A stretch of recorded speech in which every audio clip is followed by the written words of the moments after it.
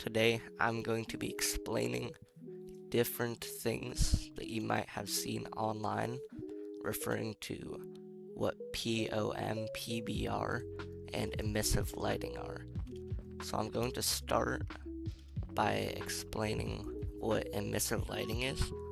Now, emissive lighting in video games is basically like glowing animated things. So something like a drown here. This part right here is brighter. That would be emissive lighting. Or the clothes. This is emissive lighting. Now I'm gonna move away. Now, things like glowing objects such as amethyst. This would be emissive right here. As you can see, it's glowing, it's got a little bloom effect. Now, if we go slash times a day, right here, the sun is out, it's very bright, it's not going to be illuminated because it's already bright out. But, let's see, night, then we can see them start to glow. As you can see, the sun is setting, therefore these have light. Now, you can also do this with colored lighting. Now, colored lighting needs a shader support or resource pack. I would prefer using a shader, and I would to you guys too. But something like a redstone torch. It has a really low light level, as you can see, but it's emitting red light, and that is very dim. So right here, place a blue torch. Now, it might not look like the colors are too apparent, especially on this blue one, because it's got a closer contrast to green. But if we come over here, right here, now you can really tell on this kind of wider surface, or even right here, you can see how it's sort of emitting light, but really barely any. You can also use emissive light for stuff like ores. Now, ores are a lot less like emissiveness, especially. I mean, you can still see them in caves, obviously. They're just not as bright as something like amethyst or torches. You can use other resource packs to get a brighter effect, and redstone obviously is going to be a little brighter when you step on it.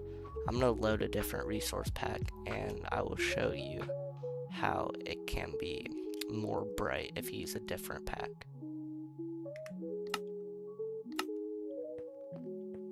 So I've just loaded a different pack that should make them,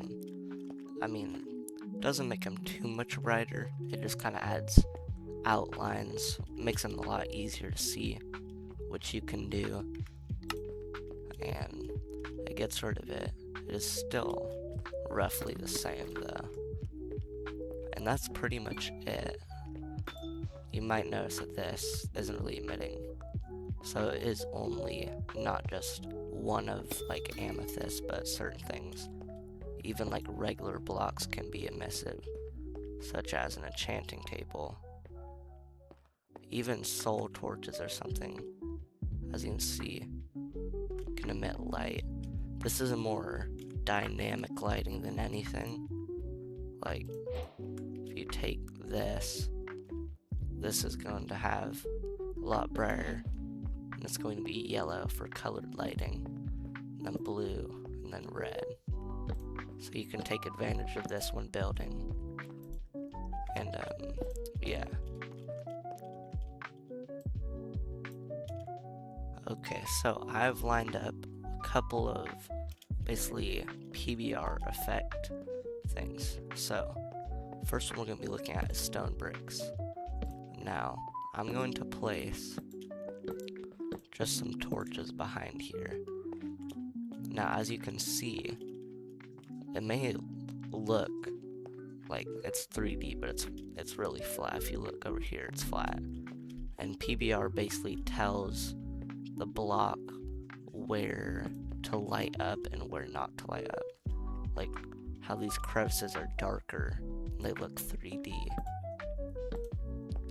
Same for here. As you can see, the crevices are more 3D because they are darker than the outer shined areas. And for stone, this is more so just overlapping layers that can be used. Still see shadows in it. And basically what PBR stands for is physically based rendering, which is why it adds these shadow maps to see how light reflects off. There are way more detailed ones, but these are just a couple examples. Now POM stands for Parallax Occlusion Mapping. So if you go into shaders right here and go into something like materials, you'll see this right here. This can impact performance a lot. Now you can have it on, you can have it off. I don't have it like any resource packs or anything that will kind of add that, so I don't need it on. But you can turn it on if you have one of those resource packs that adds POM. And basically what it does is it adds real-time depth. Instead of making it look like it's 3D, it will actually make it 3D, which is why it impacts performance so much, which is why I don't use it. I don't even have a pack. As you can see, I run about 60 frames. It might set you down about 30, especially on some more textured things. Like if you're building in cobblestone, it's all 3D, you know. It can definitely impact performance. That's basically it for the video. If you liked the video, make sure to subscribe and like it, thumbs up, and I'll catch you on the next one. Peace out.